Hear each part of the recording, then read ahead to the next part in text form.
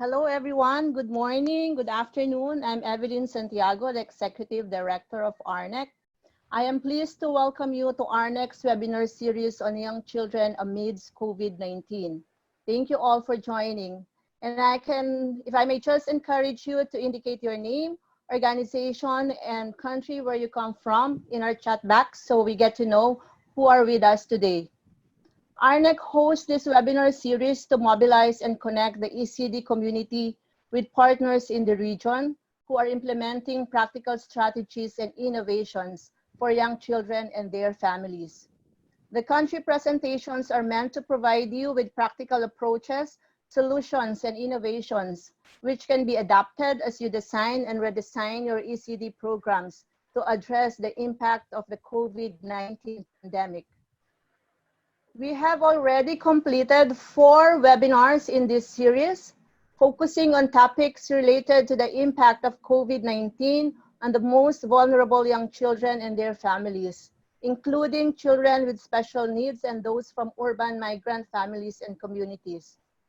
We also focused on the importance of caring for the caregivers, as well as understanding how young children cope with anxiety, fear, and stress. And just last week, we had a webinar on distance learning approaches for young children. We've been receiving good responses for these webinars. Thank you all for your participation. The last webinar that we had more than 400 participants. Majority of our participants come from Southeast and South Asia, but we also have good following from the rest of the world.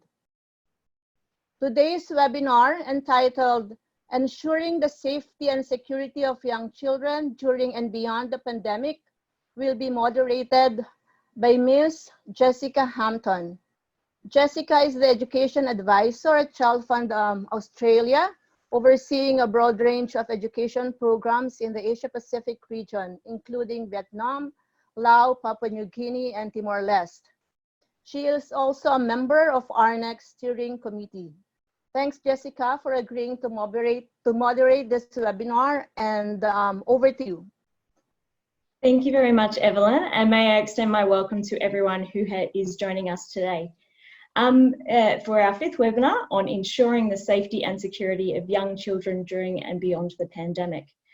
Today, we have the pleasure of hearing from a range of experts and practitioners on this very important topic impacting young children at this time.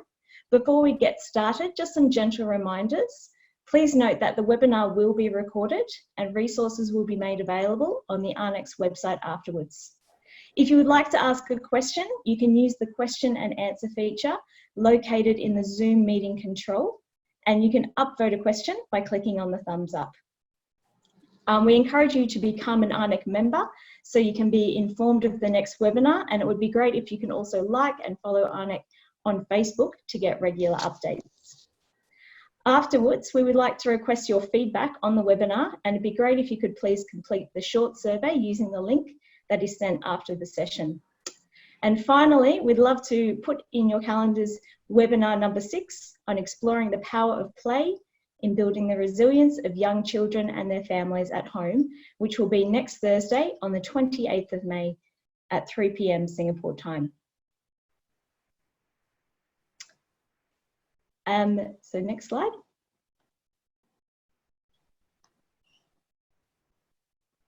What you'll see now popping up on your screen is a live poll that we would love for you to participate in. There will be 3 questions that come up. You can select just 2 responses, and I'll give you a few minutes to respond to those before we continue the webinar.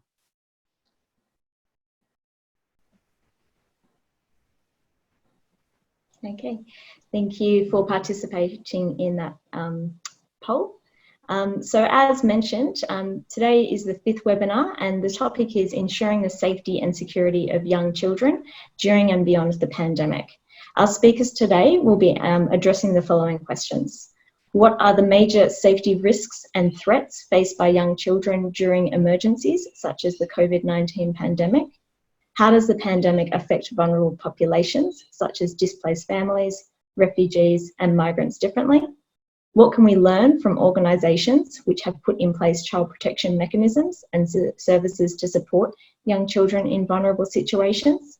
And what needs to be done to ensure that child protection mechanisms and services are retained, expanded and prioritised even after the COVID-19 lockdown measures are lifted?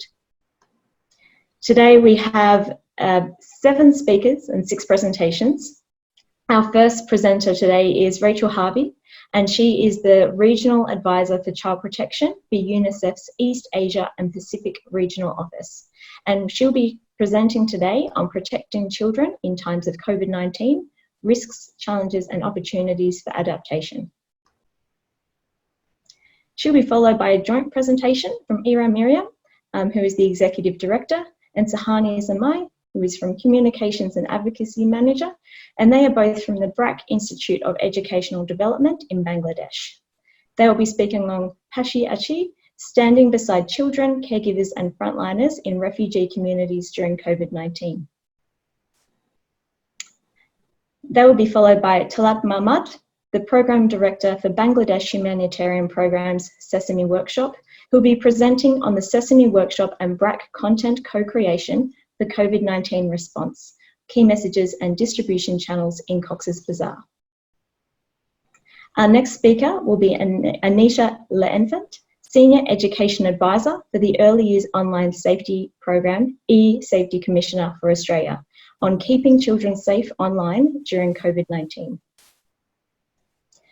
Our next speaker is Peter Gay Bookall, the Child Protection Specialist at UNICEF Pacific Multi-Country Office, who will speak on the impact of COVID-19 movement restrictions on child protection in the Pacific region.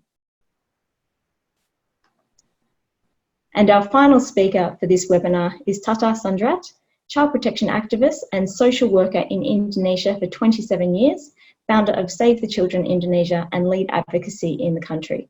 And he'll be speaking on child protection responses during COVID-19 pandemic, learning from Indonesia.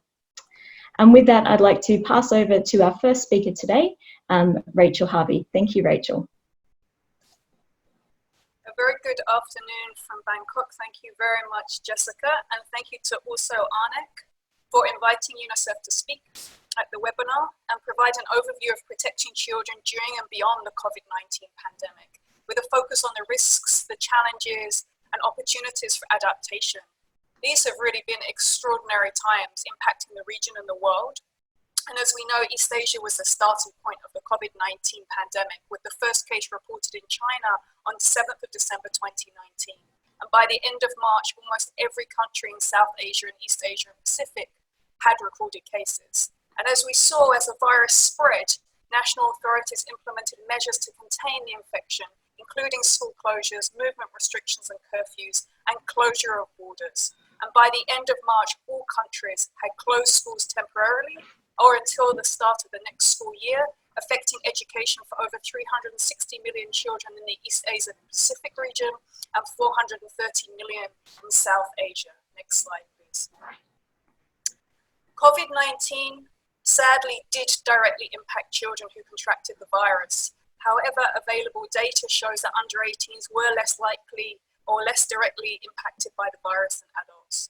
However, children have suffered bereavement with the loss of parents and loved ones, and consequently some children have lost parental care. The majority of children and families, however, have been infected by secondary impact of COVID-19, the consequences of containment and the economic impact on families. So what are those major risks and threats? Next slide, please. So normally in natural disasters, emergencies and conflict, identifying and supporting unaccompanied and separated children is at the very core of our work in child protection. And at the start of the emergency, we were concerned that children would be left without parental care when parents were quarantined or hospitalized, or when children lost parents, especially because the traditional care support systems that would have stepped in were not maybe readily available because of the concerns and fear around the spread of COVID-19. And we had seen that poor coordination between health and social services had given rise to some of these concerns. However, due to the nature of this emergency, while there have been some cases of separation and unaccompanied children, this hasn't been a defining impact of the emergency in the region, although it's certainly a significant concern post-containment. Next slide, please. But a significant impact has been on the mental health of both children and caregivers. Even without a pandemic worldwide, it is estimated that 10 to 20% of children and adolescents experience mental health conditions, with half beginning by the age of 14. And 1 in 4 children live with a parent who has a mental health condition.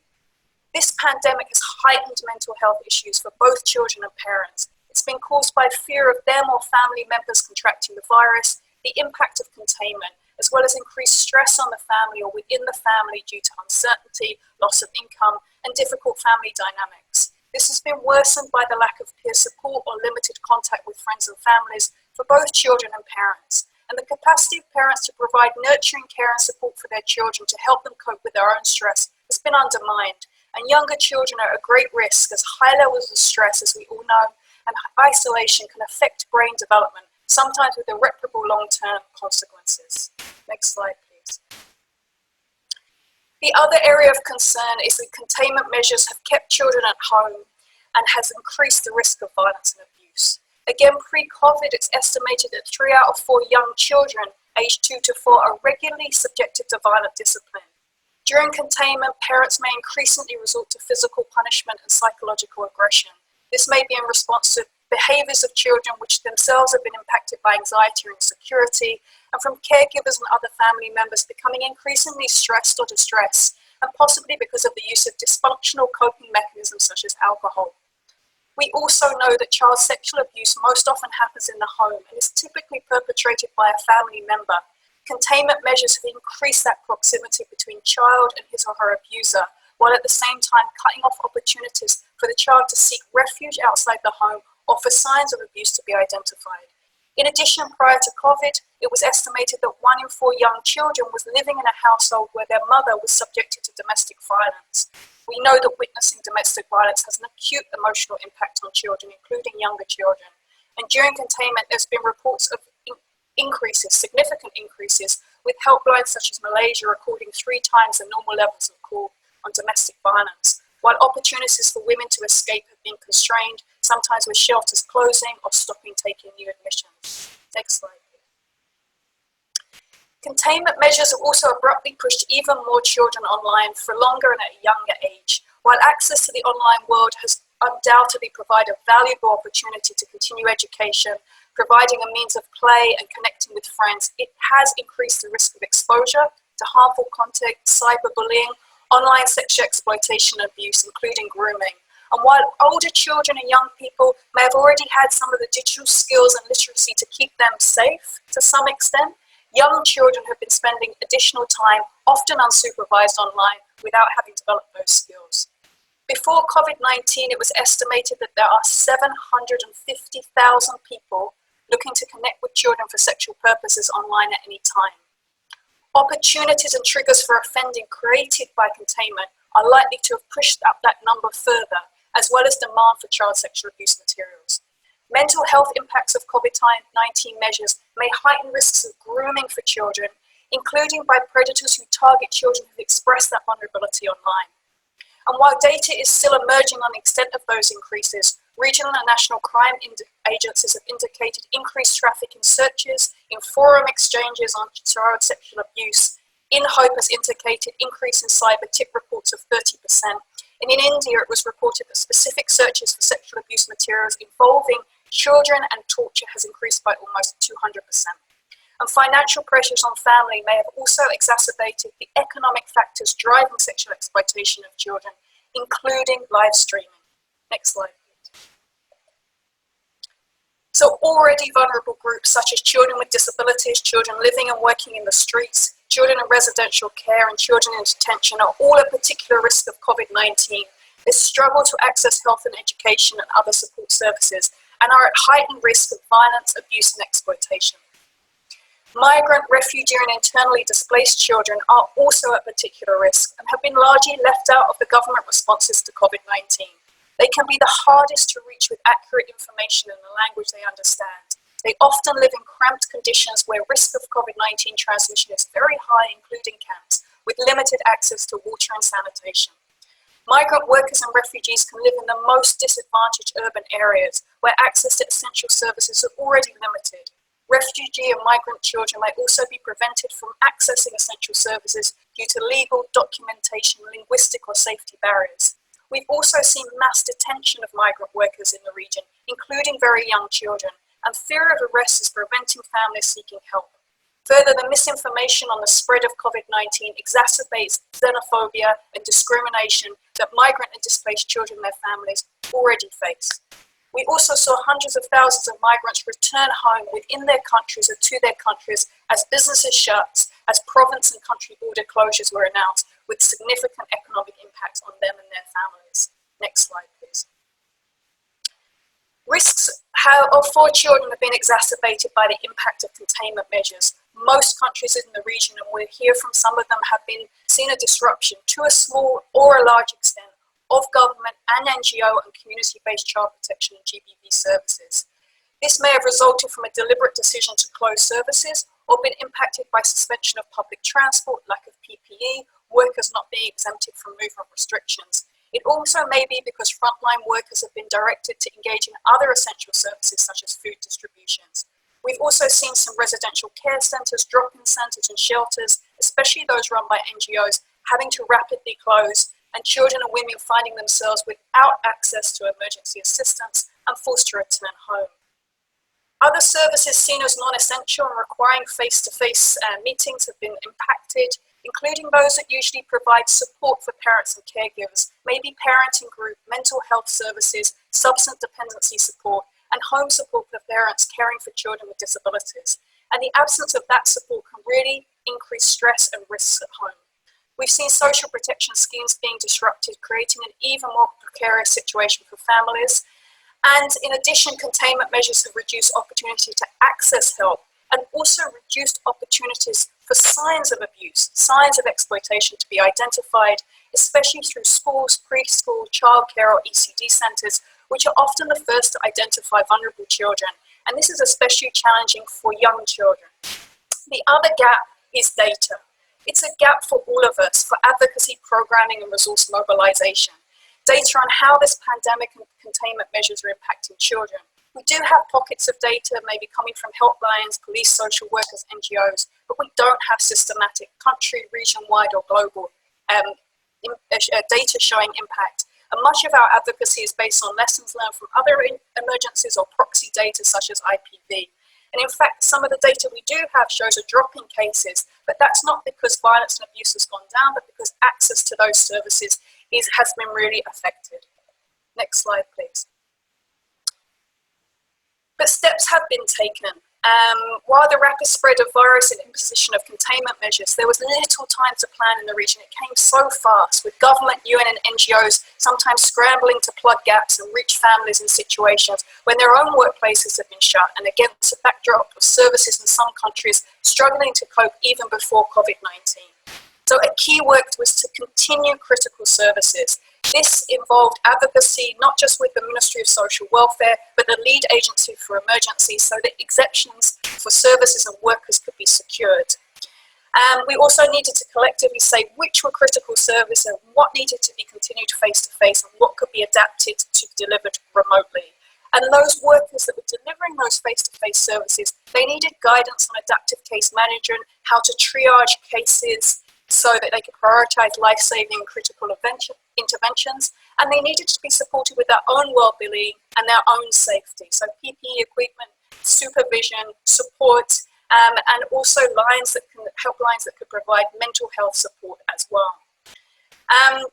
Helplines, of course, became a critical mechanism for the delivery of services, for flagging cases, but also for support and counselling to both parents and children. We also saw mass dissemination of guidance and messaging, not just through social media, of course that was a big platform, but also through more traditional mechanisms in low connectivity areas. And there's also been significant efforts to increase awareness in online risks and safety, as well as ensuring that online learning platforms are safe. Next slide, please. While an easing of containment measures and children going back to school will help frontline workers reach children in need, the economic impact of COVID-19 and containment measures is really going to hit families hard.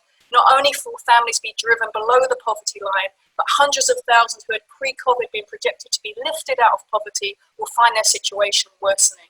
Of course, there are different projections for the trajectory of COVID-19, but it's generally expected that it will come back in small or large waves. And if there's further containment, those families who were able to ride out the first wave drawing on savings won't be able to do that anymore, driving more families into financial crisis.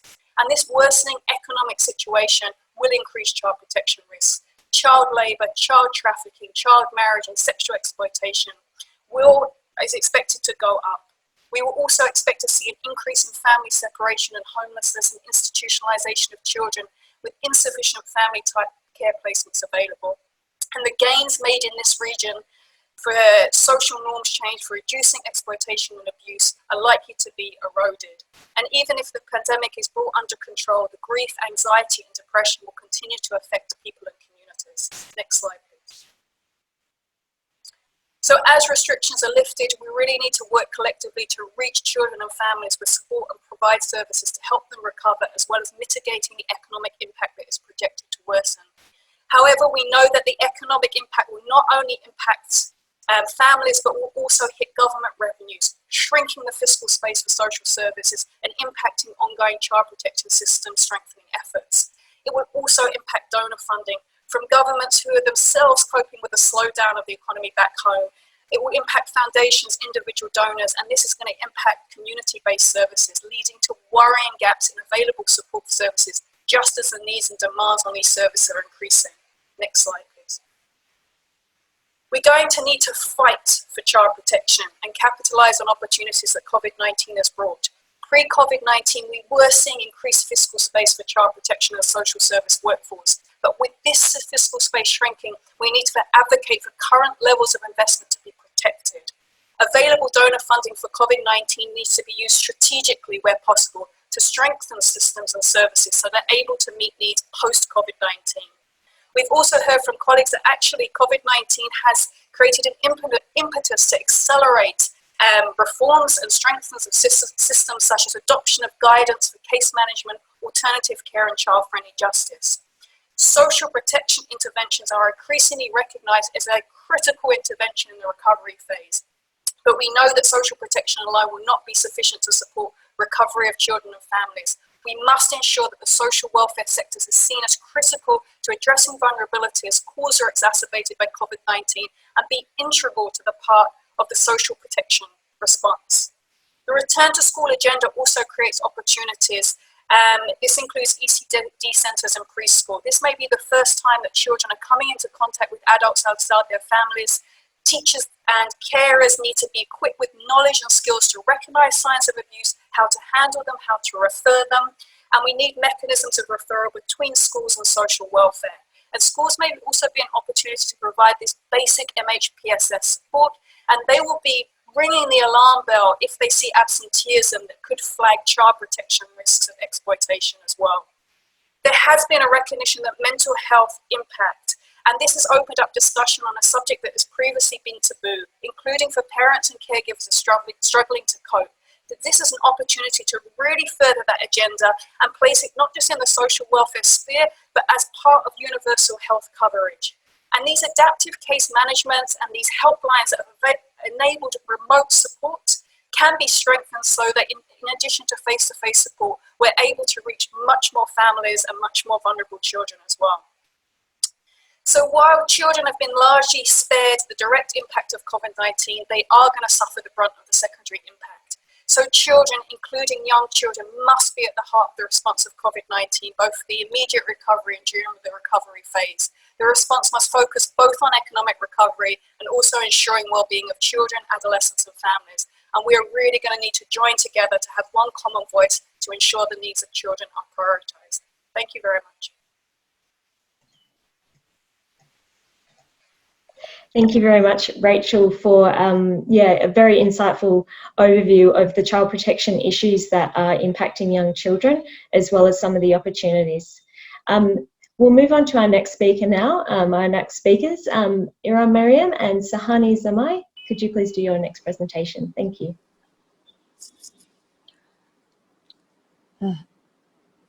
Hello, thank you so much, Jessica, and thank you to ARNEC for giving us this opportunity. So we're going to talk about Pashe Achi, standing beside children, caregivers, and frontliners in refugee communities during COVID-19. Next slide. Next slide, please.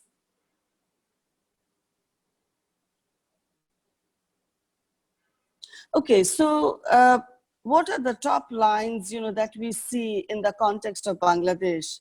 So what we see is really, there's a loss of education, and for children, because the schools were closed down on the 17th of March.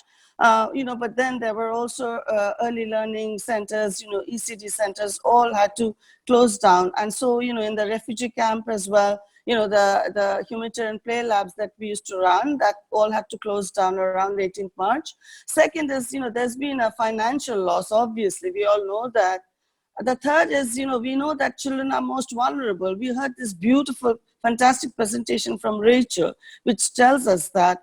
And then, there is also increased family and gender-based violence. But also in the refugee communities, the space is so very constrained. And, whoever you've been to Cox's Bazar, you've seen how constrained the space is. So it's been that, the caregivers and children have to be in that constrained space.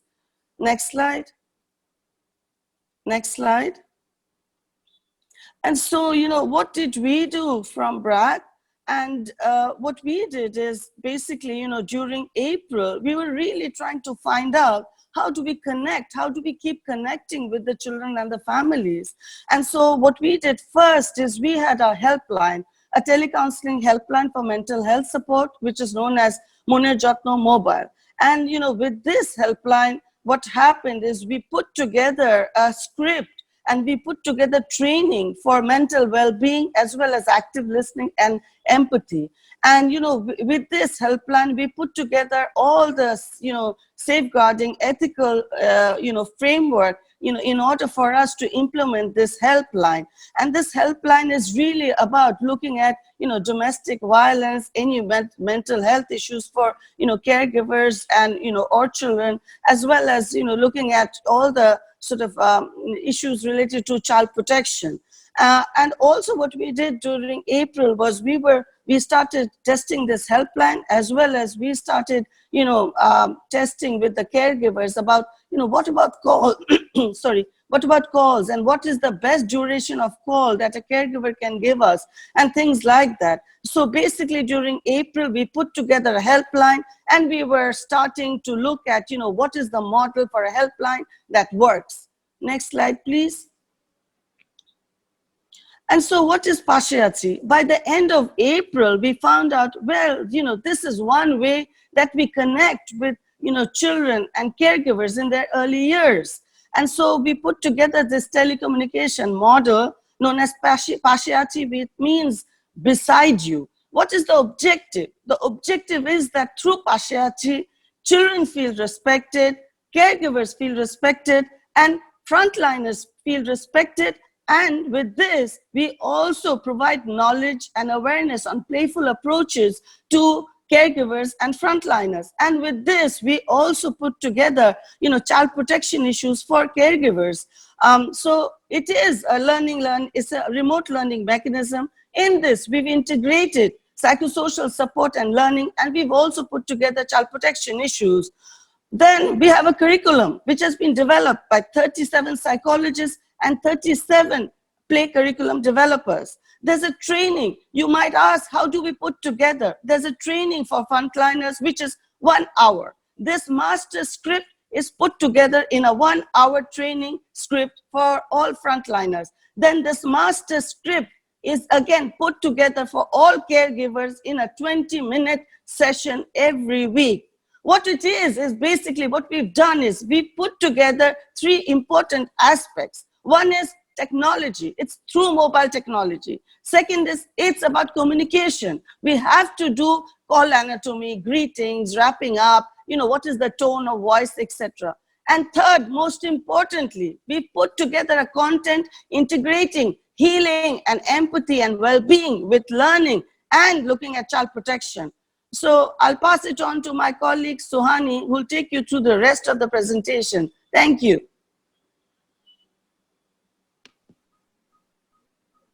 Thank you, Dr. Mariam, for covering that. So one of our major success factors for our play labs are our play leaders. And it's their energy and the bond that they share with the children that really help them to engage. Since the lockdown, since the children couldn't attend these sessions, that they weren't seeing their peers or even understanding, what's happening around them. And so when they finally heard from their play leaders, they were super, actually, could you actually progress to the next slide? Thank you. So the children were excited to hear from the play leaders. It really emphasized, they were asking about their friends, and they were asking about activities, and it really emphasized the importance and just how valuable their relationship is between a play leader and the children, that it surpasses even the play labs. That even during this time, that over the phone, when they were talking, that they were still connected, that they still felt this connection. It was really even for the parents as well, that when they heard from the play leaders, they felt safe and they felt valued. They felt good to hear from someone that they were familiar with, that their children were familiar with, and it really gave them a safe space to discuss their issues, or just ask questions, or even just discuss, like, how they're coping, how they're dealing with everything that's happening around them. And some parents were actually struggling with keeping the children indoors. So that's when the play leaders were able to help provide some tips around child protection, and sharing tips around like health, hygiene, and safety, and the importance of staying indoors. And that really helped with the children to understand the importance of them participating in social distancing as well. And they also provided tips on mental health support to parents to help manage their anxiety and fear. So going through this whole process, it also allowed the frontline workers to really find value value in the importance of the work that they're doing in helping to keep these children engaged, and to help these parents and families stay connected through this time. So that's why they were able to really help provide us with more feedback from their conversations that they were having, to really help us tweak the messaging and refine the messaging that we're providing to help them, to help really understand what are some things that they might be struggling with. How can we better help provide them with support? Next slide, please. So a few lessons that we have learned through the development of this model. We can progress to the next slide. Thank you. A few lessons that we have learned during this development of this model is the skillful combination of the content, the communication strategy, and technology, like Dr. Mariam was also emphasizing, is the content is the main script. It was the main messaging. So the messaging, it had the integration of the playful approaches. It was a play-based curriculum that had ideas about sharing rhymes, or sharing stories, or even physical play activities for the children to do, or even information about COVID-related tips. But it was all of that content that had to be delivered effectively. So that was the communication strategy. So the play leaders, it was maintaining their tone of voice, it was having empathy, and it was also just active listening, and not just listening to respond, but being compassionate in their dialogue with the beneficiaries, with the caregivers. And just, it was something as simple as just acknowledging that their efforts, that this is a tough time. We understand that what you're doing, you're trying your best. Just giving them that acknowledgement and praising their effort, and just letting them know that we're there for them, to listen to them and to support them. And we had to provide this message to the technology of over the phone. So all of these three things combined, it was the key to the success of every phone call, and ultimately the effectiveness of the model. So in order to accomplish all of this, it was the training and the capacity development that we provided for our play leaders to really understand the importance of healing and empathy when integrated with learning. So the expertise, the play lab, the curriculum developers, and the psychologists, when they created the training and the curriculum, they really emphasized on how it's important to also practice active listening, but as well as pay attention to the learning objectives that we have to share with them. And And on top of all of this, there's another whole layer of which included like very detailed planning for execution of this model. So there were so many technical intricacies, just a sheer amount of mobile data that was available for us. So we had to, it included call sequencing, scheduling, or distribution. All of this included a lot of planning in order for it to be executed properly. And on top of all of this, most importantly, we wanted to keep it simple. We wanted to keep it simple and we wanted to make it easy in order to maintain quality across the board, because we wanted to make this applicable for all of our programs. But most importantly, we wanted it to be simple and easy. So because so much of this is new, so much of this was new information, and this was a new method for the play leaders to use to engage with the children. It was new information for the caregivers and even for the children. So we wanted to keep it simple in order for it to be effective. Lastly, when we had initially started planning this model, we were keeping the children and the adolescents, the caregivers, and the frontliners in mind. But throughout this period, we've seen the increasing numbers in gender-based violence and domestic violence. So we have decided to really examine and review these cases in order to include, to develop an extension of this model to also include the fathers as well. Thank you. Thank you very much to both of you, Ira Mariam and Sahani, for your presentation on the insights of COVID in Bangladesh, as well as presenting us with a very innovative telecommunication model that is being implemented. I'd now like to hand over to Talat Mahmud for his presentation. Thank you. Thanks, Jessica, and thanks definitely to ARNEC to organize this very timely webinar on impact of COVID-19 in child development and child protection. This is a very timely effort. Welcome to my presentation. This is my presentation is on behalf of Sesame Workshop, which is a non-profit organization behind Sesame Street. Sesame Street, the popular multimedia production for child development around the globe. So the next slide is like, behind all we work in Sesame Street, we want to like ensure children grow smarter, stronger and kinder. And we use wide variety of multimedia and distribution platforms to reach young children and families where they are.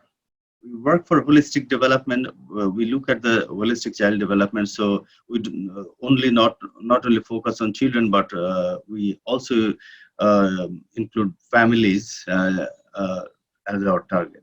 So Sesame Street is watched in more than 150 countries. We work with partners on the ground to give local audience a unique program experience perfectly tailored to their cultural context, characteristics, and educational needs. And Sesame Street is reaching an international audience of 156 million children, making it truly the longest street in the world. So now I am coming like to Play to Learn project, which is a good collaboration with BRAC. We saw Dr. Mariam and her colleague presented the work. So I will emphasize that on our partnership with BRAC and IRC. So Play to Learn is a project of Sesame Workshop in collaboration with BRAC, IRC, and New York University, implemented in Bangladesh in the particular context of Rohingya refugees. Main focus of the project is children's early years development, especially in humanitarian setting. Our bold vision is to establish play-based early childhood development program as an essential component of every humanitarian response. We know that even sometimes education is not very prioritized in humanitarian context initially, but our advocacy effort is to make early childhood development program as an essential component of any humanitarian setting. So we brought together our expert partners in ECD in humanitarian setting like BRAC and IRC, and we collaboratively working to develop models for early childhood development in humanitarian setting. So, as I mentioned, we work together very closely, collaboratively. So, with BRAC, IRC, New York University, and Lego Foundation with specific expertise roles and responsibilities. Where System Workshop as lead is the responsible for project management and content creation. That is our kind of global brand in content creation. And BRAC and IRC, is very expert organization and very robust. So they are responsible for service delivery and content creation and model testing. Where New York University is responsible for program evaluation, and Lego Foundation is our generous donor. And also, we work very closely. They provide thoughts, so we take them as a thought partner. So next slide. Yeah, this is the Play to Learn work in the context of, I mentioned, in the context of Cox's Bazar, particularly Rohingya refugee camps and as well as the host community. So this is a snapshot of Rohingya refugee camp, and then inside the camp there was, before COVID, there was the learning centers open, but as you know, due to COVID pandemic, the camps are locked down with very limited access to essential services like food distribution, health services, and so on. But education definitely is not declared as essential services by the government. So lots of restrictions are there, and that's why Dr. Iram shared about an alternative mechanism to reach children.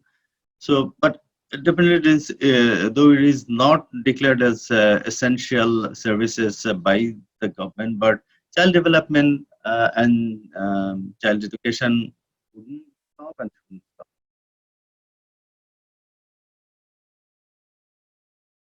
So in this context of COVID, Play to Learn partners are collaborating together to find out alternative modalities when the mobility is restricted, and then reaching children is very difficult face to face. So we are working together with BRAC, IRC to find alternative modalities to reach young children and their families in Cox's Bazar with health and socio-emotional support messages. And Play to Learn partners, like we together developing and distributing messages for Cox's Bazar, and as well as Cox's Bazar, and for the whole country, we also working. Some of the COVID response messages are specific to the coronavirus diseases and the restrictions it has imposed on families everywhere. And some of the messages are important all the time, but they're specifically important in the context of pandemic, both in like now and mid and long-term responses. Like for example, because children can't attend learning centers, it is especially important to empower their caregivers to reach the parents and caregivers to support playful learning activities, to engage children at home, support kind of their physical activities so they are active, and also support their mental activities. So how to aware parents and caregivers to support their children at home there while they are completely locked down. So our message we developed in 5 broad areas. Some are general health knowledge, and some are COVID-specific health knowledge and socio-emotional learning and support. And specific to early childhood development, we early learning, focusing on early literacy and numeracy for children, knowledge about child development, and learning through play, importance of play at home, and how parents can support how we can support parents to make aware, and then they can support the children to actively engage in play and learning. And then definitely child protection is important in the camp context, and specifically important, even more important now in this specific emergency. So identifying with who are the safe adults and making safe choices, promoting children's safety. These are the areas where we developed, and we are developing jointly with I mentioned our talented partners together messages for particularly for Cox's Bazar context and both Rohingya and host communities. And how we are distributing the messages, that is a big question, because we know the government control in the Rohingya refugee camps, and very limited access, imposed many restrictions, particularly now during COVID situation. So, and even before the cell phones and any ICT devices were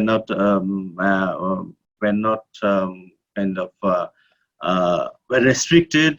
Use of cell phone, internet, those are restricted in the camps. So not all distribution channels are feasible and available in the camp. So that is the kind of struggle all development actors, agencies, partners are struggling with in Cox's Bazar situation, particularly finding a right distribution channel to reach children and their families and all target groups. So that is a big struggle. So we no, I'm still in the earlier slide. Please go back to the earlier slide.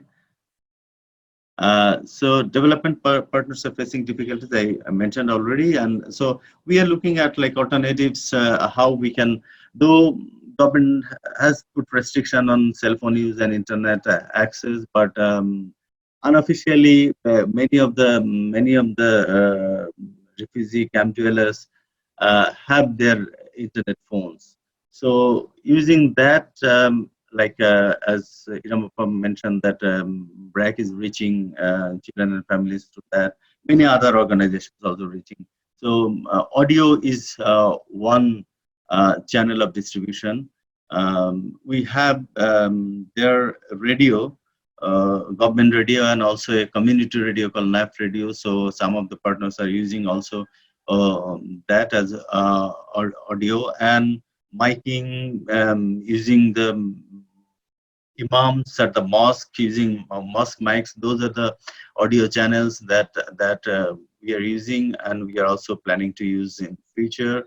And then definitely for print distribution channel like brochures and posters and leaflets.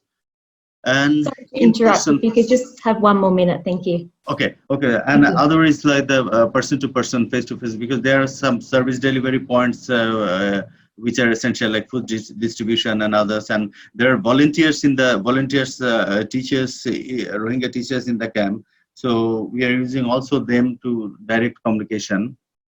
And so these are the distribution channels, and we are looking for more. We are advocating for more distribution channels to open by the government. And then these are the sample contents that that we have created. Those are English and Bangla available, and also we are planning to develop it in Rohingya language. Can you show the video, or you want to share the link? I think we'll share the link for the video. Okay. So just to cover the time, I'm moving to next step. Way forward to this effort to continue contextualization of messages. We'll continue so that it best fit to the context of Rohingya population and the host community population. Then to create more contents in collaboration with our partners, to explore more distribution channels to benefit larger population, to reach more children and their families. And then definitely we are not happy every time with our work, so we always collect feedback and track needs and priorities to continue our ongoing efforts. So that make our work, the feedback from the community, from the user end, make our products always refined. So we want to learn always from our implementation to improve our program. So with that, I want to stop here. I think I have covered in 10 minutes, and thank you for your patience hearing. We'll be able to respond some of your questions, I hope. And if you have further interest, I have my email here. This is Talat Mahmood, Program Director of the Bangladesh Humanitarian Program at Assessment Workshop. Thank you very my much, email address Talat. is here. Thank you very much. Thank you very much for your presentation, and it was very insightful to see everything that you're doing in Cox's Bazar for the COVID situation. We just got a few more minutes for questions, so if I can ask the presenters who have presented so far to switch on their videos. And I'll ask with one of the questions that has kept on coming up. There is a lot of interest in the Pashi Ashi program. And one of the questions has been, how do the play leaders reach or make contact with children? How is it done virtually, especially with those who cannot access IT? So that will be for Iram and Sahani. If you're able to answer that, that would be great. Sure, okay. So basically, I mean, you know, the play leaders have all gone through the training, and that is also done through mobile phones. You know, each individual play leader is trained, you know, by another trainer, you know, on mobile. And so, you know, the curriculum that we follow is, you know, that is the curriculum is for the play leader, and then the play leader also has a script for the caregiver. But you know, we find that the caregivers, they have the basic mobiles, button phones, and you know, the play leaders, they call you know, the caregivers, and I mean, you know, the whole of Bangladesh, wherever we have like the caregivers, most people obviously have the button phone, and with the play leaders also, most of them have a button phone. You know, in fact, in the camp, all the play leaders have a button phone. We're not talking about, you know, smartphones really here, apart from, you know, the trainer group who might have smartphones, but the others all have the button phone. But in the host, the mobile penetration is very high, and in the camp also we are finding that it is it looks to be, you know, pretty high. We need more data, but it looks around 60% have mobile phone. That's good to know. Thank you very much. This is one, Rachel, you might be best to answer this one. This is actually came through previously, and it was, how do we identify and help children who are suffering abuse and violence if they are staying at home? Very much. I mean, it's a huge challenge anyway. I think that we have to remember that even pre-COVID, no times of COVID, the majority of abuse and violence at home is very sadly hidden, and those children are often not identified and don't receive the support that they need to recover and to be safe. So that's first. And then when you're having times of containment, those avenues for identifying children and to give an avenue also to report are highly constrained. So what we need to do is a few things. There are different categories of children. There are children who we know are already in abusive households, who are risking violence, but it's not got to the stage where we need to immediately remove those children, and support had been provided for the families. So we have to make sure, in terms of identifying critical services, that support to those families continue so that the violence does not escalate. And we've seen that happen successfully in different countries, with community workers and social workers continue to provide that support, even if it's remote, continuing to check in, which is extremely important to stop it escalating. In terms of identifying new cases, what we need to do is both get the messaging and guidance out there to mitigate risks of violence and abuse, but we also need to get messages out there in terms of the avenues for reporting. We need to strengthen, expand, set up helplines and reporting mechanisms that can be accessed both online and through phones.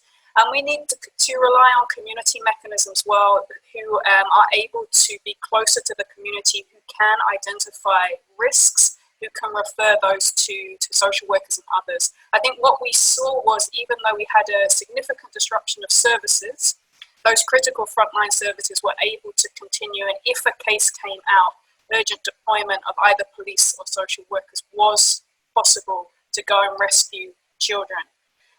But there's no magic solution here. It's extremely challenging, and there needs to be multi-sectoral efforts and efforts between government and NGOs to reach those children.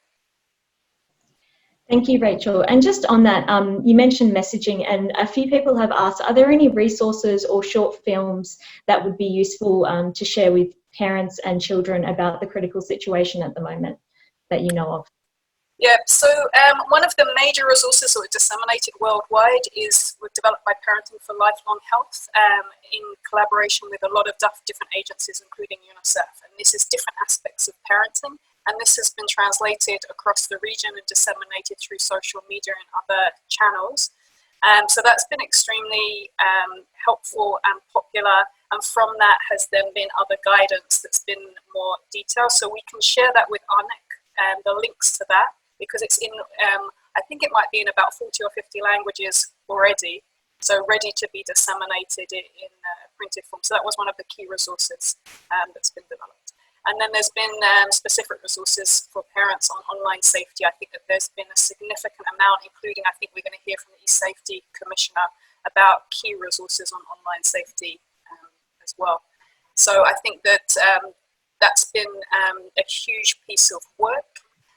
So we can share all of the links with that, so ARNEC can include that in the resources that's sent out. Thank you, Rachel. And I think some of those resources are already available on the ARNEC website for our participants listening in. My last question, maybe Talat, if you're able to respond, but welcome to others if they are able to as well, is why is the mental health of caregivers such an important aspect of the COVID-19 situation? Yeah, thank you. Particularly when children are at home, so and they are not coming to the centers, any sort of group situations, so teachers or facilitators are not able to reach them. So the only guidance they can get from the parents and caregivers. So they're the kind of only contact for this, like last more than 2 months, 2.5 months. So that's why parents and caregivers need to be prepared and take some place of teachers or facilitators, or kind of run a limited homeschooling so that children are engaged. So they are the only resource at home that we can think of during this shutdown. So that's why it's important to kind of to make them aware, make them skilled as far as we can to engage children and ensure their learning and development at home, and also protection. Thank you, Mr. Talat, and I think that's a very good point that parents are a great resource at the moment, so supporting them is very important during this time. We'll just move on now to our next presenter, who is Miss Anita Le-Enfant, who will be doing, thank you very much. Thank you. I'm just going to share my screen. Okay. Yes, my name's Anita L'Enfant. L'Enfant is French for the child, so it's kind of bizarre to be speaking, having been an educator all these years. It is my real surname, and it's funny to have a surname that means the child when you've been educated for some time. I'm the Senior Education Advisor for the Early Years program at the Office of the eSafety Commissioner of Australia. Today I want to share with you some of the findings that eSafety has found, particularly in online risks during this COVID time. I want to share with you some ideas of what we're doing about that and some tips, particularly for early years educators to support learning at home. And I also want to share with you some ideas on transitioning, because particularly in Australia at the moment, we're transitioning back to classrooms when children have been home for a while. In the early learning services, they didn't actually close, and you can see a photo here taken from one of our early learning services at the very beginning. So for people who don't know, I'd just like to explain who we are as eSafety and what we do. eSafety was established in 2015 to help Australians have safer experiences online. We're a government agency, and we were created by and operate under legislation, which is the Enhancing Online Safety Act of 2015. As you see from the slide, we have a focus on education and prevention, and all our programs are underpinned by research. But despite all that education and preventative efforts in the world, it's inevitable that online abuse will still occur. So we have our investigation and removal branches, and Australians can turn to us then for help, knowing that we can investigate serious online abuse like cyberbullying, image-based abuse, and help with the removal of content and hold perpetrators to account. So this is what we've seen in response to the COVID situation. You'll see from the screen the increase in all those numbers, and they've been increased across the board for all our investigations. What this means for young children, I think is important for us to have a look at in this context. For young children, we talk about risks in three main, online risks in three main areas. We talk about contact risks. So, for example, if a child is talking or playing online with someone that they don't know in real life or in person, or if their data may be harvested while they're playing with a connected device and revealing personal information, for example. Conduct risk is another big category, and that's about how they behave online, experiencing whether they actually are engaging in cyberbullying, and later in life thinking about what their digital footprint might include, so thinking about photos that are shared and things like that online. And then, of course, probably the most common is the content risk, and that's a risk where children are coming across, when they're online, coming across content that is inappropriate for their age. And it could be things like violence, or it could be things just inappropriate, but it could actually be, you know, further things like pornography and things like that. One of our studies found that 89% of 4-year-olds would click on a pop-up even if they couldn't read it and didn't know what it was about. And 73% of 4-year-olds said that they would tell someone their name and address online and their age. So this is an area that is really important, and it's important for us to model good on-screen habits and talking to our children at a really early age about using technology safe. So what is eSafety doing in response to that? So we have online training, particularly for educators, and a whole load of resources. Our eSafety website is our National Online Safety Hub that is full of online safety resources that you can have a look through and share with your educators in your service or in your school. We also are running webinars, particularly for families, and they have been enormously popular, where families jump online and are taken through some steps of things to think about, particularly when screen time is so much more than it has been in the past. From these resources, I just wanted to share with you some tips for directors of early learning services and educators of young children. So when we're thinking about how do we move from supporting learning at home remotely, and we have some really great examples of play-based support. If you're thinking about connecting online with families, I think it's important to think about establishing a strategy for your service or your classroom. Keep your learning philosophy at the heart of what you do. Work out how you can facilitate this through the use of the technology. Think about what you're wearing, what the background looks like, of course, when you are connecting, and what the expectations are for the children's learning space at home. Things like, you know, you shouldn't be connecting from a bedroom. You should be connecting with a parent by your side. So it's important to remember that when you are connecting, there will be parents also with children. Ensure that your educators know what to do if they suspect a child is in danger of abuse or in danger of witnessing abuse. In Australia, there are national and state guidelines. So make sure that these things are discussed before you take these things online. And think about the time that you can successfully maintain a child's attention on any endorsed platform. That can make sure that you keep the connection connection and the relationship are part of the connection, and don't use a connecting time for instructions. It's better to put those in a little email or something to parents and get them to help with that. On that, working with families is really important at this time. Communication is absolutely key, and particularly important to keep everyone informed about how things are going. It's important to keep remembering that parents are now suddenly doing double jobs and sometimes triple jobs, and also supervising young children. So have some things that can be done, that are open-ended, that parents can do with children, but also children can do on their own, that might not involve a screen at all.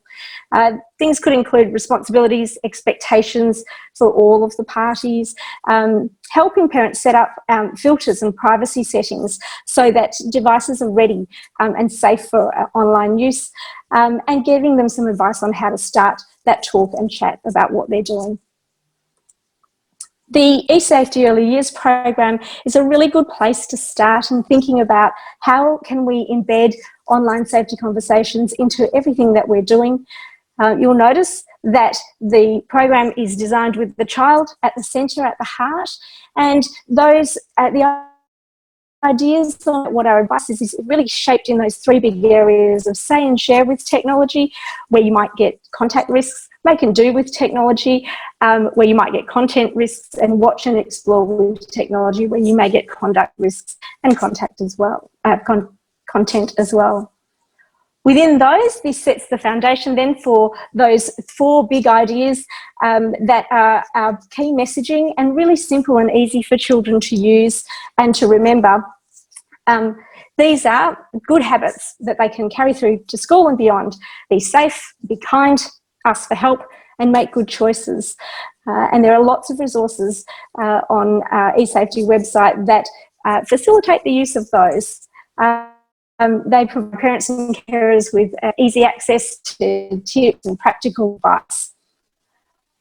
I think it's important as well to remember that we're in this together and we're working together to support our children, and we're also supporting our families too in learning this new space in an online scenario. I wanted to share with you some resources. The family tech agreement that we created with, in collaboration with the ABC. We have also done a Play School episode with them, so if you're looking for things to share with children, these are interesting things that they can share and have a look at. The family tech agreement can be downloaded, and it lists some rules that you might be able to look at as a family and say, well, these are the types of things we want to be doing in our household. Our online safety for under 5s booklet is particularly for parents and families, and there's all sorts of topics covered in there about balancing screen time and screen practices and where to look for appropriate content. We've collaborated with experts such as early childhood education and, as I mentioned, Play School, to create some online professional learning modules for educators to be continuing that messaging. So if children are going to and from school or early years services, then there's a continued and consistent messaging that goes across. And we've also got some teaching posters based on those big key messages that you can use as stimulus to chat with children about what are they doing in those photos, what does this look like in your home, what do you think we should be doing here. There's also a set of play-based activities, which are very much things that people can use that don't necessarily technology-based, but can use to talk about online safety and the importance of keeping those conversations going, because we know that if we share those things early on with young children, this sets them up for good habits later on. Safety Early Years is always producing new content, and that's the place to get to find it. We'll, of course, send all of this to you, happily to share all of this with you, but that's the place to get an update for all the websites and the new material that are coming out. We're just soon to release a global pack, so to take some of our content and put it into a form that can be shared and is relatable in a global context. Thank you very much. Thank you very much, Anita, for sharing those fantastic resources and some of your reflections on online safety, which is becoming a very important issue during this time. I'd now like to call upon Ms. Peter Gay-Buchel to the next presentation. Thank you. Thank you, Jessica. Yeah, so I'll be speaking about the impacts of COVID-19 movement restrictions and child protection in the Pacific region. Next slide, please. Just to give a bit of context, next slide, please. Just to give a bit of context, child protection issues in the 14 countries, Pacific island countries and territories that we work in, and by we, I mean UNICEF, 50% of the population are children and parents or primary caregivers, so that's roughly 1.2 million persons. The rates of violence against children and domestic violence in the Pacific are amongst the highest in the world. The Pacific region is also prone to natural disasters. For example, most recently, T.C. Harold, which was a category 4 or 5, depending on which country it made landfall on, which passed through Vanuatu, Solomon Islands, Fiji, and Tonga in April of 2020. Just to highlight some bits about Vanuatu, the areas that were particularly affected by T.C. Harold, those provinces have high national averages of intimate partner violence, so between 70% and 80%. Initial assessments have indicated that intimate partner violence will increase further within the affected areas as a result of scarcity of provisions, increased stress due to loss of income, loss of property, breakdown in social networks, and so forth. There's also concerns in regards to children with disabilities who may have lost assistive devices due to the cyclone or have faced difficulties accessing evacuation centers. So in a combination of COVID-19 as well as T.C. Harold, there have been compounded emergencies in the region. Of note, COVID-19 measures commenced in end of March 2020, so that could be state of emergency, lockdowns, curfews, movement restrictions, and so on. The compounded emergencies give rise to heightened child protection issues, so neglect, abuse, and exploitation of children. Many of the countries, especially those that were hit by T.C. Harold, have combined responses, so T.C. Harold and COVID-19 response plans. And also we're bracing for the economic shocks from COVID-19, particularly because the tourism industry in our region have been hit quite severely. So just to link it with one of the questions that was asked in, I think, the previous Q&A session, the issues or concerns of parents' mental health is that when parents are stressed, children can feel this and they absorb it or emulate it. And also parents who are stressed as a result of the lockdown or the stressors that are associated with COVID-19 measures results in negative coping mechanisms, and these will have implications on children in terms of the quality of care that the children would receive from those parents. Next slide, please. Just an overview of the COVID-19 of May, states of emergencies. Between the end of April and the 16th of May, there's an obvious increase in the number of countries that have state of emergencies. And with each state of emergencies, there are varying levels of movement restrictions, varying levels of the number of persons who can gather, as well as lockdown. For example, in Samoa, we received information that tensions have been quite high between couples in households due to unemployment or financial strain associated with the lockdown, which have resulted in increased welfare assistant calls to helplines. I'll discuss that more in the next slide. There has also been an increase in physical violence in the home, as well as abandonment. In terms of borders, Nauru is the only country in the region which is accepting flights from overseas. However, quarantine measures are in place. There are only repatriation flights for nationals returning to the Pacific region, which are being implemented. And also there's discussions among the governments in the Pacific region, along with Australia and New Zealand, to participate in the Pacific Hub. I guess that's what they're calling it, the Pacific Hub of travel between the countries. In terms of containment measures which are still in place, there are 3 countries that are observing this. Fiji has a curfew from 10 p.m. to 5 a.m. each day. Tonga also has a curfew for that time frame. And Solomon Islands is practicing a lockdown up until May 22nd. So that's tomorrow, Friday. In terms of child protection services, there has been no change in the services that are available between April of this year and May, and countries that account for not applicable in the diagrams are those countries that do not have functional child protection services. Next slide, please. The data presented here is from the Samoa Victim Support Group. The helpline is responding to both gender-based violence and child protection issues. Of note, Samoa is still recovering from the sudden measles outbreak. Many persons are asking for counseling related to measles outbreak as well as to the current pandemic. If you look at the diagram, when you're comparing the types of cases that have been reported in 2019 and 2020, there appears to be an increase in physical abuse in the home, as well as abandonment. In particular, there have been reports that parents are abandoning children, in this case, 2 sets of siblings, due to hardship that they have experienced in providing for the family's well-being. There appears to be 0 reports of sexual abuse within the 6-week time frame.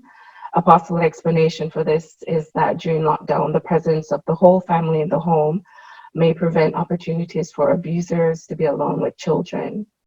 Also, in the 6-week period from the 21st of March to the 1st of May, the Samoa Victim Support Group received 475 requests for assistance.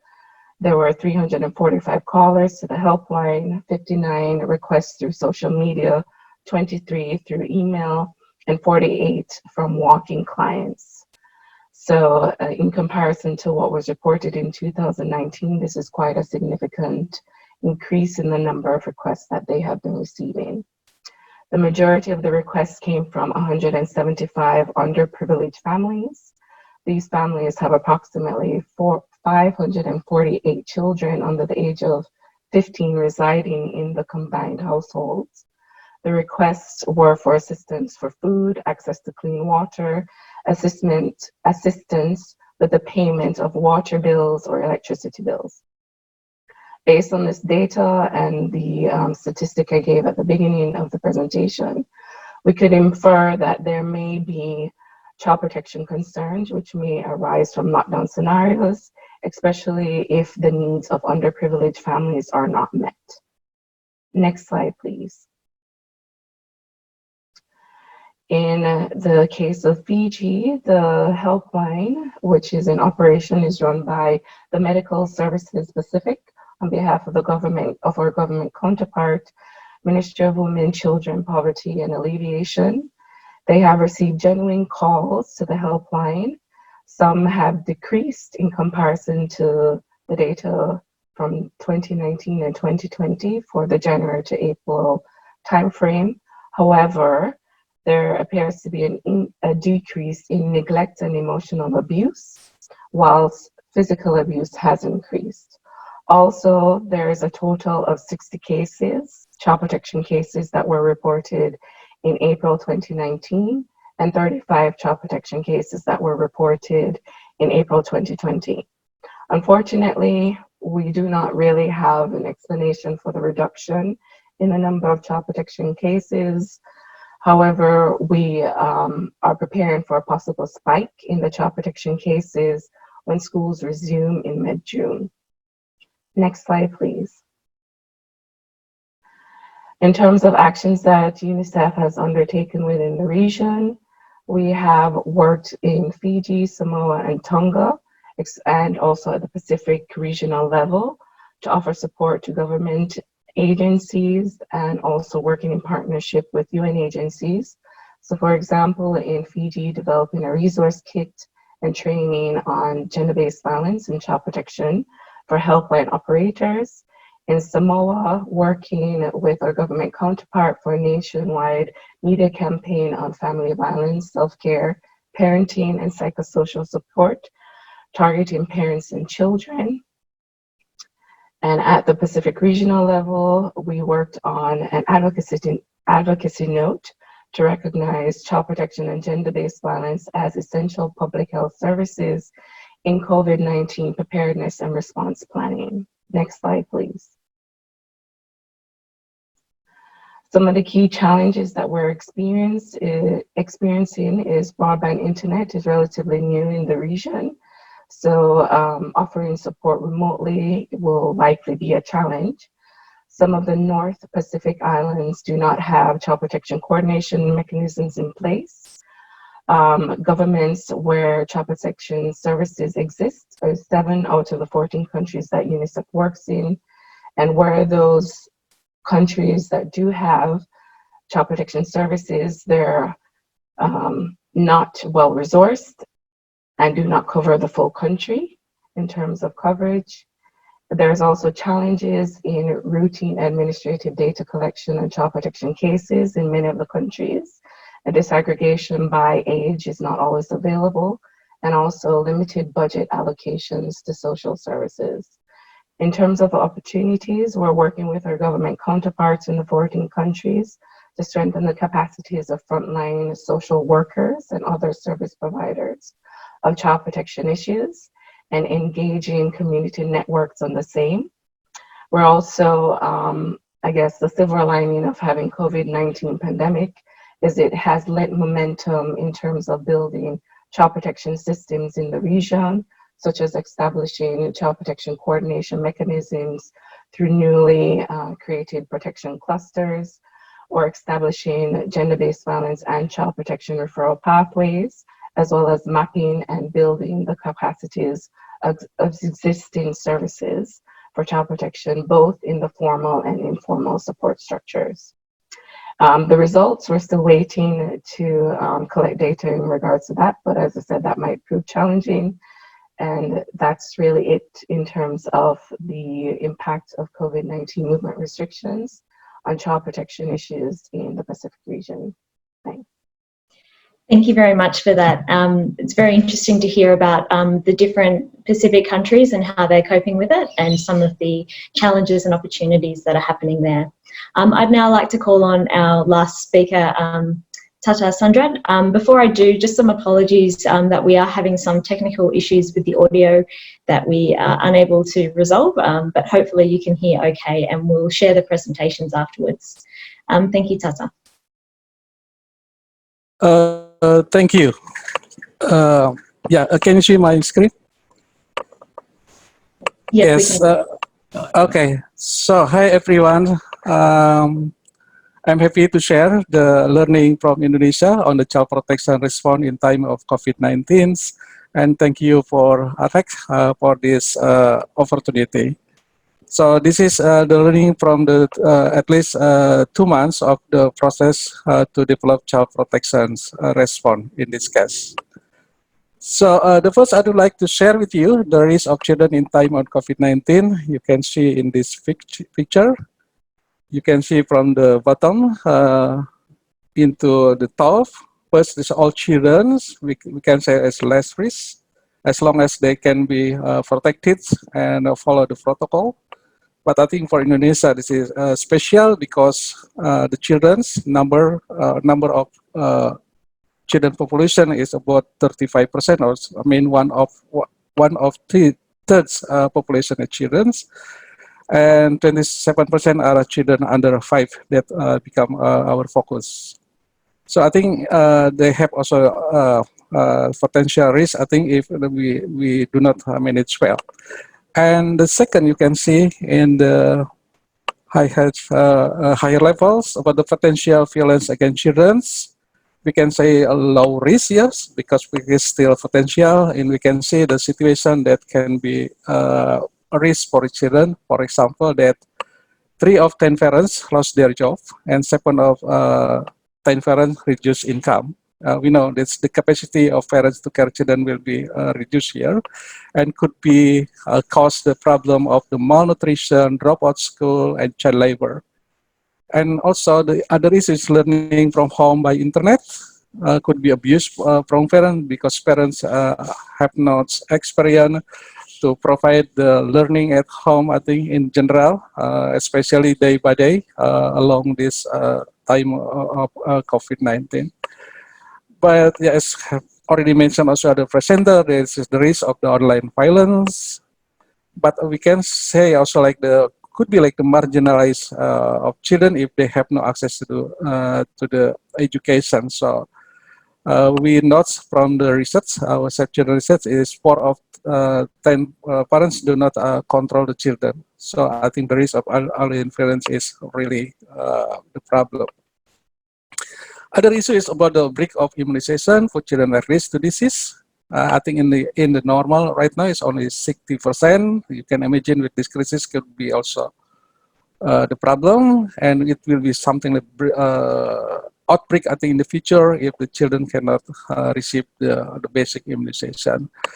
And research also saw that 1 of 2 children have more feeling of heart concentrates, difficult to sleep, bored, stress, and etc. And we can also consider here children who are categories in need of special protection, like children with disability, children in the front areas, or in the emergencies areas, street children, etc. And the next level is children of infected parents. We can say medium risk until May 19th, about more than 12,000 infected parents. If we can consider with death rate 77% until now, so about 46 children potential orphans, because I think in Indonesia by statistic, 1 family consists of 5 members. We can at least 1 is still under child age. We can see the issue of the potential orphan here. And of course that they have like the psychosocial problem, economic problem, and also stigma. And the high level is high risk children of died parents. So far is 1,000 more has died.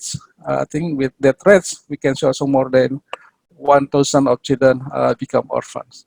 And maybe we will have, I think, the issue of permanency of care, loss and grieving, because this is suddenly death, stigmatized economic problem. And the highest risk is, of course, the children who are infected and hospitalized and also died. I think this is the very highest level is about the survival problem, how to save the children. And one of them is actually is the under 5 children. So even though the number here is presented by the government, but the actual problem, what is the situation in each family, in each level, you have not identified. So this is the challenge, I think, in this risk. Yeah, in the context of the action frameworks, follow of the risk level of the children in time of COVID-19, we can see here. The framework first is primary, secondary, and tertiary until to up. So why the primaries? Because this is the pandemic, and the important thing is how to keep children and everyone safe and healthy here. Because if they get affected, then will be a problem, especially if the number is increase, then will be overburdens for the health facilities. So this is very important. And then I think in the child protection framework, the first thing is how to build awareness. And a lot of here is about the IEC, information, education, and communication tools developed using also the online platform, social media, podcast, and etc. There is also the guidance, the campaign, and etc. To make people aware about that one. And for the least low risk is secondary preventions. Yeah, and now the service like hotline, guidance, social protection, and etc. is also provided by the government. Yeah, but this is the framework how to avoid the people to be more risk, yeah, in the context of the COVID-19. And this is the problem actually in the tertiary, yeah, about the case management because the data, I mean, the access is still limited. There is not much case management practice. This is area of gap, I think. There's a lot of response on secondary, on prevention or risk building, but case management is still like, yeah. Actually, the child protection system is already in place actually in Indonesia. I mean, also in province and district level in many areas. And also psychosocial rehabilitation, counseling, referral service, social assistance. But I think in the response of the COVID-19, that is still challenging because the point is that the social worker, child protection staff, workers, and etc. need also to protect themselves. And in fact, there are not have not protocol in that one. So this is action and research. I think from that situation and the framework that we use, so together with other organizations, Save the Children, have been doing the advocacy first. The first is to ask data of children that presented in the previous slides. We send letter to the minister and also writing the op-ed in the newspaper in Jakarta, and to and the result, the government then started 20 April, start to present data of the children. And other advocacy is to develop the protocol specific how to manage the case of children in COVID-19, and also help desk in Ministry Office to support the analysis on that one. And then after advocacy has been accepted by government, then technical support is provided like webinars on child protection for social worker and child protection staff. That's included how to protect in this situation, and also how to going with the online services, therapy, and etc. Case management online training also provided, parenting online training provided, and also social work provisions. And then I think especially until this May, service has been provided also hotlines. There are some channels or call center to provide the services, more than 4,000 by direct call or SMS and WhatsApp. Yeah, this number is only in 1 week. Also, there is psychosocial first aid and psychosocial support under online, and then activate child protection activities in 49 district, family learning center, and also social service across the province. So I see ongoing the process, but we have not records. I think I mean the total of the case, but I can say one case in Jakarta has been managed well. The family with 3 children. The father are infected and died, and the mother also hospitalized. But now mother has recovered, and then together with the 3 children with age 10 until 15. So during the mother hospitalized, actually that children only in their home because the relative are afraid to approach them. But fortunately that the service officer almost monitor them, and also the local guard is also keep them safe. And this is the two of protocol child protections. This is under government. So why we develop protocol? Because the child protection in Indonesia is under responsibility of the government. Yeah, and we are, and as NGO support government to deliver this one. So this is the one protocol in Bahasa. This is protocol to manage children with COVID-19. This is for health protection and social affairs, and also health here. It includes stats and tasks for hospital, medical doctor, nurse, midwife, stats and tasks for child protection office, for Ministry of Social Affairs, for Ministry of Health Affairs, etc. So, for example, the hospital, what they should do in the process to ensure about the protection. For example, need assessment or the situation of the parenting children, who will care the children, etc. And the second one is protocol to respond violence against children cases that involve the key stakeholder and PIC here. In the province and district, there's provide mode of service, distance service via phone, video call, teleconference, etc. Because it's recommended to have first by online. And stages, there is a receipt of complaint, outreaching, pick up, delivery, case management, service delivery, legal assistance, etc. So this is something the adaptations of the case management or child protection response in the context of the COVID-19. Yeah, I think that is the brief or the short story of child protection response that now is starting in Indonesia. Thank you. Over to you. Thank you very much, Tata. It was a very good and interesting presentation on everything that is going on in Indonesia. Very thorough. We've got some more time for questions, so if I can just ask Tata to stay on the video, as well as Peter Gay and Anita.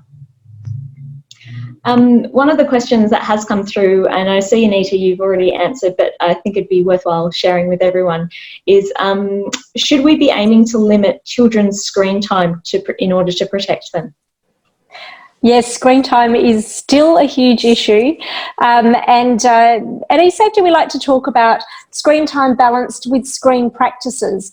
One of the key elements, particularly in early childhood research, is that not all screen time is the same. For example, I wouldn't want a child, my 5-year-old, watching 1 minute of a violent video, but I'd be very happy for them to spend 30 minutes creating their own video of their Lego characters or something like that. So not all screen time is the same, so you do have to balance screen time with screen practices. One thing we are finding from COVID-19, though, is that children are saying, we don't want to be on the screen anymore. We don't want to be on the computer anymore because school is now happening through a screen. So that's a really interesting finding from our part and quite unexpected. Thank you, Anita. Another question that has come through earlier from Shariful in Bangladesh, and I might put this to you, Peter Gay, is if the outbreak continues, what will be the strategies to ensure the security of young children in remote settings, such as the Pacific?